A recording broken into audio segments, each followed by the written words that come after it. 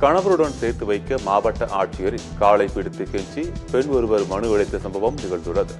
செங்கல்பட்டு மாவட்டம் மறைமலைநகர் அடுத்த கருநிலம் பகுதியைச் சேர்ந்த வெங்கடேசன் கடந்த 2014ஆம் ஆண்டு தனது அக்கா மகளை திருமணம் செய்வதாக கூறி மனைவி மணிமேகலையிடம் விவாகரத்து கையெழுத்து கேட்டுள்ளார்.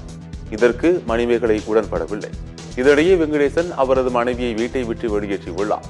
இதுகுறித்து கேட்டால் தனக்கு கொலை மிரட்டல் விடுப்பதாகவும் தன்னுடைய கணவருடன் தன்னை சேர்த்து வைக்க கோரியும் செங்கல்பட்டு மாவட்ட ஆட்சியர் அலுவலகத்தில் அப்பெண் புகார் மனு அளிக்க வந்தார். அப்போது மக்கள் குறைதீர் கூட்டத்திற்கு வந்த மாவட்ட ஆட்சியரின் காலை பிடித்து கெஞ்சி கதறி அழுத மணிமேகலை கண்ணீர் மல்க மனு அளித்த சம்பவம் காண்போரை கண்கலங்க செய்தது. தொடர்ந்து இதுகுறித்து உடனடியாக நடவடிக்கை எடுக்க சமூக குடும்ப வன்முறை சட்ட பாதுகாப்பு அலுவலருக்கு மாவட்ட ஆட்சியர் உத்தரவிட்டுள்ளார்.